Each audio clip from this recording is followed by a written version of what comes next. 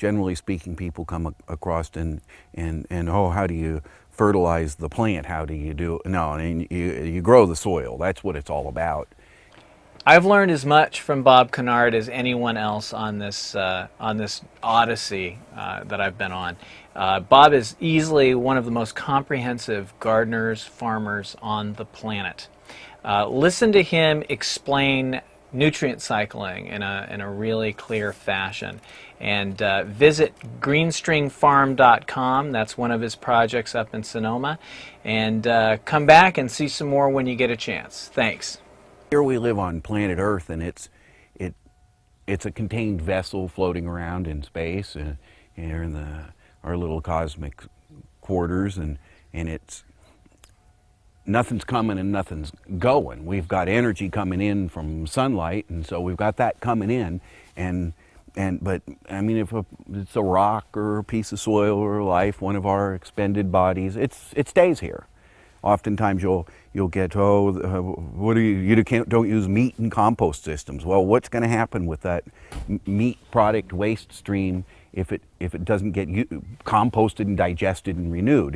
That's what's going to happen to it, whether it's done in a pure fashion or whether it's done in a rude, crude, fermented landfill fashion. Under natural systems, you have the creeks up in the mountains, the rivers starting in the creeks up in the mountains, and the rocks are really big up there in the mountains, and they tumble into the creeks and bound along, and by the time they get to the ocean beach, everything has been solubilized except the silica or the sand element.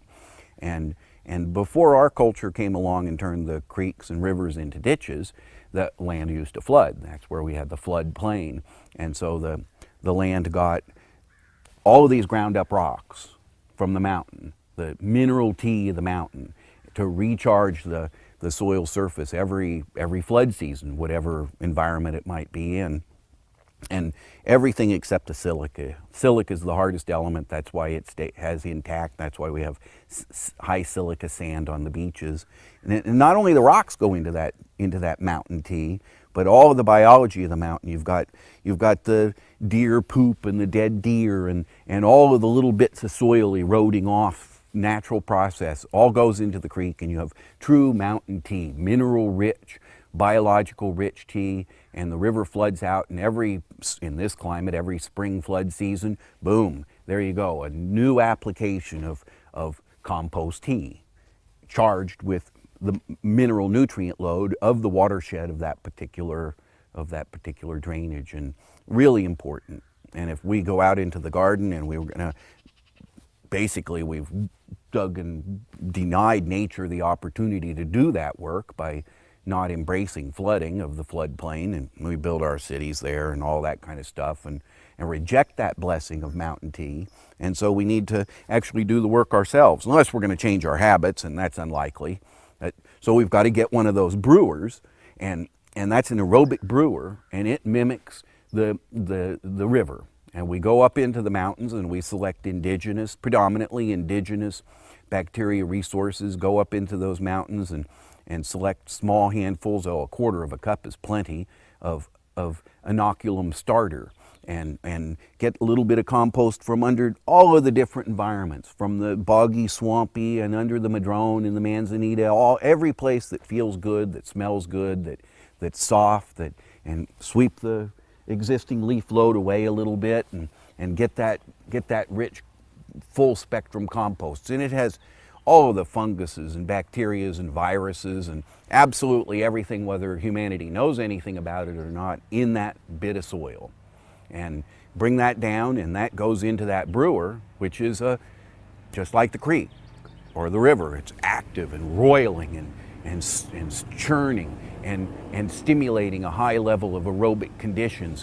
And the creek, of course, does it better than we can do it, but it's still the same process. And if we take and introduce appropriate raw mineral nutrients into that vessel that's the aerobic brewer, and we introduce the composts from natural resources and local natural resources, from my perspective, the best, and we feed that. Those bacteria need need foodstuffs, naturally occurring foodstuffs that would be dried leaves and droppings from animals and dead bodies of animals. All that stuff goes into the creek. And the creek water is pure, even though it has dead animals in it. After a course of a run, it's so aerobic, the bacteria digest that, and it's turned into bacteria bodies, and they're aerobic bacteria bodies. And you can drink water from a pure mountain stream, and it's pure, even though it has lots of stuff in it, it has lots of life in it. It has lots of raw, dissolved, and solubilized, and inert as well, minerals in it. The silica mostly moving on the floor of the creek, and that's what we're looking towards doing. In building a soil is not doing anything unique, not doing anything human technology, nothing new. It's mimicking, duplicating nature, and taking that process and bringing it to the lands that aren't blessed with flooding naturally or aren't blessed with flooding because of human activities of drainage. And pretty much the sum of it. We've got these 4 raw parent food groups, and life brings them all together and builds us and the plants and all of the critters. And we've got the sunlight and the mineral nutrients and all of the compounds that come out of the atmosphere. The plant absorbs carbon from the air and builds the structure of its body with it. But it couldn't do that absorptant property, those qualities, unless it had the enzymatically controlled metabolic process that it needs the minerals for. And it brings all of these elements together, and it does this and organizes it and holds life together in an organized fashion with cosmic, we'll call it sunlight energy, although it's also reflected moon energy and star energy. We know nothing about it, quite frankly. Now, at least I know nothing about it. Maybe some physicist out there has some greater idea, can pin it all down. But it's still it's quite a remarkable cohesion of the plants can't do it all by themselves, just like we can't do it all by ourselves. We eat, but basically what we're doing is feeding the microfloral population in our digestive tract and all other animals as well, and we're really consumers of decayed food material, and that decayed food material is transformed into digestive microflora, and they live and die very rapidly, and we eat their protoplasm. That's really the refinement process that we consume, and it's basic, simple, repetitive. It doesn't matter. Plants farm bacteria just like we farm chickens. Plants absorb sunlight energy and absorb elements from the atmosphere and make sugars. And they use those sugars to fuel their own growth and sweetness and metabolism, but they secrete a large percentage, up to sometimes more than 50% of those total sugars are secreted by the root systems to feed the bacterial population that is associated with them. And those bacteria go exchange their alkalis. They exchange their acids for the alkalis of the raw minerals and rot the rocks.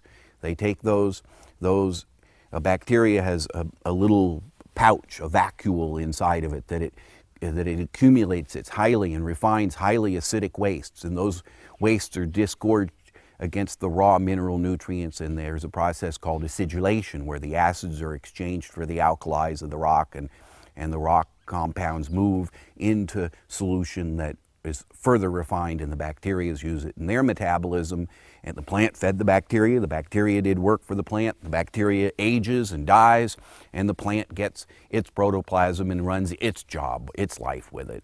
And it's a very complex interactive system between animal life and the primary collectors of sunlight energy, green plant material, and it goes on. And the more life you have within a given system, the more life you can have.